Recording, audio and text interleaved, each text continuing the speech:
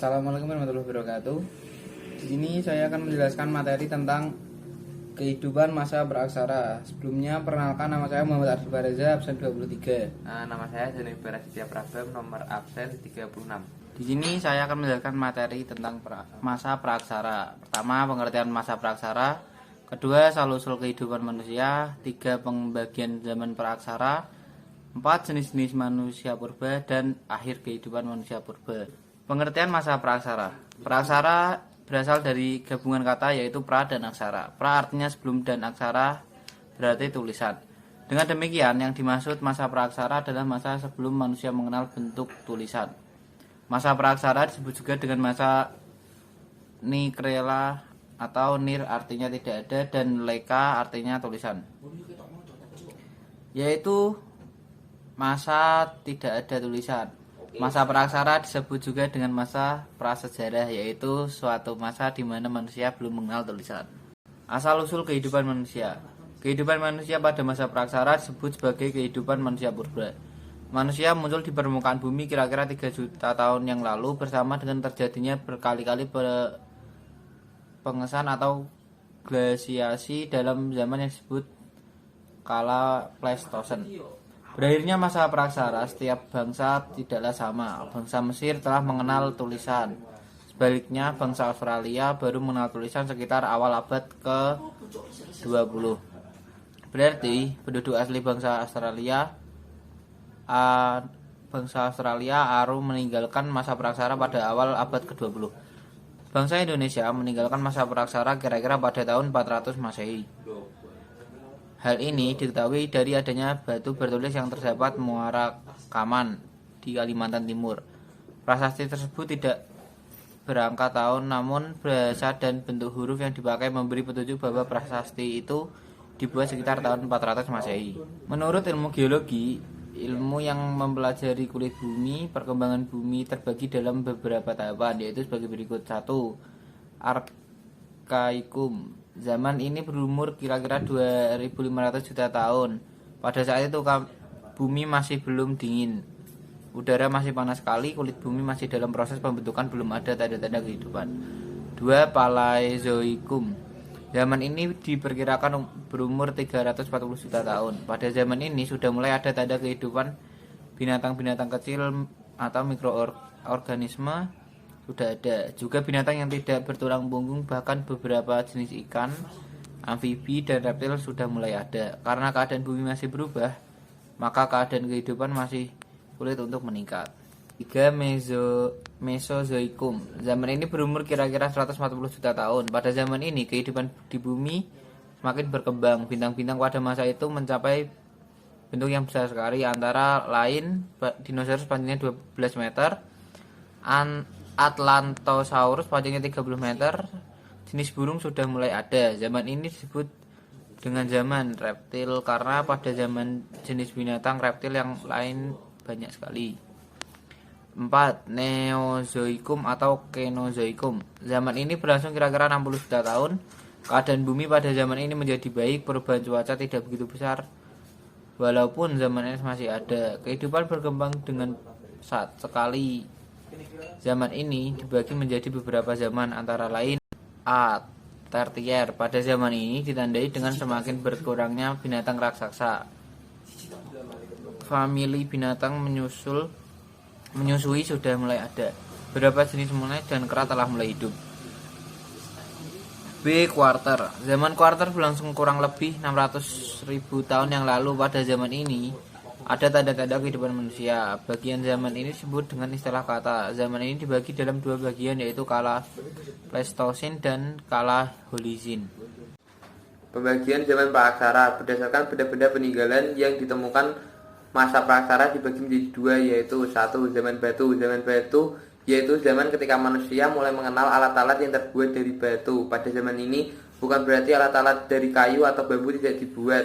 Alat yang terbuat dari bahan kayu atau bambu mudah rapuh, tidak tahan lama seperti dari batu. Bekas-bekas peninggalannya tidak ada lagi. Zaman batu ini dibagi lagi atas beberapa periode, yaitu zaman batu tua atau Paleolitikum. Zaman Paleolitikum disebut juga dengan zaman batu tua. Ciri-ciri zaman ini adalah sebagai berikut. Manusia pada zaman ini hidup berpindah-pindah atau nomaden. Makanan diambil secara langsung dari alam. Alat-alat yang digunakan terbuat dari batu yang masih kasar dan belum diasah. Hasil utama pada zaman ini antara lain kapak perimbas dan alat serpih. B. Zaman Batu Tengah atau Mesolitikum. Ciri-ciri zaman ini adalah sebagai berikut. Manusia pada zaman ini masih hidup berpindah-pindah secara berkelompok. Makanan diambil secara langsung dari alam. Umumnya mereka tinggal di tepi pantai dan tepi sungai. Hal ini dapat dibuktikan dengan ditemukannya gua-gua karang dan sampah dapur di sepanjang pantai. Diperkirakan sudah ada unsur kesenian dan religi, dapat dibuktikan dari temuan gambar telapak tangan di dinding gua leang. C. Zaman Batu Besar atau Megalitikum. Zaman Megalitikum disebut juga dengan zaman Batu Besar. Pada zaman ini manusia sudah mengenal pemahaman pemujaan terhadap nenek moyang. Tingkat kebudayaan pada zaman ini sudah cukup tinggi. Terbukti dari adanya bangunan yang terbuat dari batu besar sebagai tempat sarana pemujaan terhadap arwah nenek moyang. Jenis-jenis bangunan Megalitikum antara lain menhir, dolmen, punden berunda, kubur peti batu, sarkofagus, dan patung. D. Zaman Batu Muda atau Neolitikum. Zaman Neolitikum disebut juga dengan zaman Batu Muda. Ciri-ciri zaman Neolitikum adalah sebagai berikut. Manusia sudah hidup menetap atau sedenter. Mereka sudah dapat menghasilkan makanan sendiri, tidak hanya mengambil dari alam. Pola hidup bermasyarakat secara sederhana di kampung-kampung dari gua-gua sudah mulai dikenal kultus nenek moyang dengan adanya benda-benda Megalitikum yang digunakan sebagai tempat pemujaan. Berikut ada contoh gambar peninggalan zaman batu. 2. Zaman logam. Pada zaman ini manusia sudah berhasil membuat peralatan hidup dari logam karena saat itu telah muncul golongan undagi atau golongan yang terampil dalam melakukan jenis usaha tertentu. Pada zaman ini manusia telah mengenal cara melebur, mencetak, menempa, dan menuang. Zaman logam dibagi menjadi 3, yaitu A. Zaman tembaga. Zaman tembaga adalah zaman di mana manusia menggunakan tembaga sebagai bahan untuk membuat alat-alat kebutuhan hidupnya. Hampir keseluruhan alat yang digunakan pada zaman ini berasal dari logam tembaga. Di Indonesia sendiri tidak ditemukan adanya peninggalan-peninggalan dari zaman tembaga. B. Zaman perunggu. Zaman perunggu adalah zaman di mana manusia telah mengenal logam campuran antara tembaga dan timah yang menghasilkan perunggu. Teknik pembuatannya adalah dengan cara acir perde, teknik cetakan lilin. Alat-alat yang dihasilkan pada zaman ini antara lain seperti nekara, moko, bejana perunggu, manik-manik, kapak corong atau kapak yang menyerupai corong, dan candrasa atau kapak sepatu. C. Zaman besi. Zaman besi adalah zaman akhir dari prasejarah di mana manusia membuat berbagai peralatan untuk kebutuhan hidup dan berbahan dasar logam besi. Alat-alat yang digunakan pada zaman ini lebih sempurna dari zaman sebelumnya. Alat yang dibuat pada zaman ini antara lain adalah mata tombak dan mata kapak. Berikut peninggalan zaman logam. Jenis-jenis manusia purba. 1. Meganthropus paleogenvinicus adalah salah satu manusia purba yang memiliki ciri-ciri berikut. Mempunyai tulang rahang yang kuat, diperkirakan badannya tegap, tidak mempunyai dagu. Makanan utamanya adalah tumbuh-tumbuhan, mempunyai tulang pipih yang kuat, tulang keningnya menonjol, diperkirakan tinggi badan lebih dari 180 cm. 2. Pithecanthropus, manusia purba yang memiliki ciri sebagai berikut. Volume otak kira-kira 800 cc, tinggi badan antara 165 sampai 180 cm, memakan segala jenis makanan, tulang keringnya menonjol, badannya tegap, hidung lebar, tulang pipi kuat dan menonjol. Akhir kehidupan masa praaksara. Berakhirnya masa praaksara pada setiap bangsa di dunia tidak sama.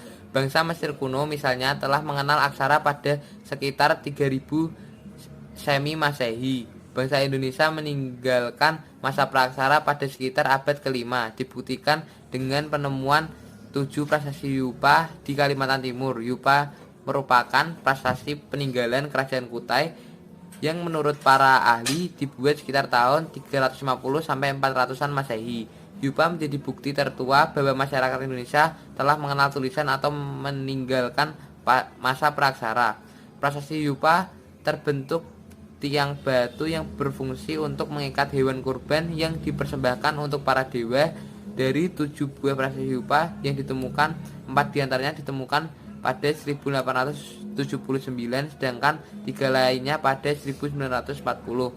Meski tidak semua isi prasasti Yupa dapat dibaca karena sebagian telah aus, diketahui bahwa pada abad kelima telah berdiri kerajaan bercorak Hindu di Kalimantan Timur.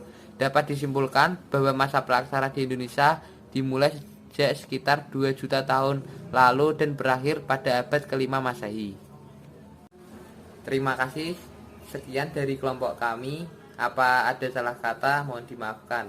Wassalamualaikum warahmatullahi wabarakatuh.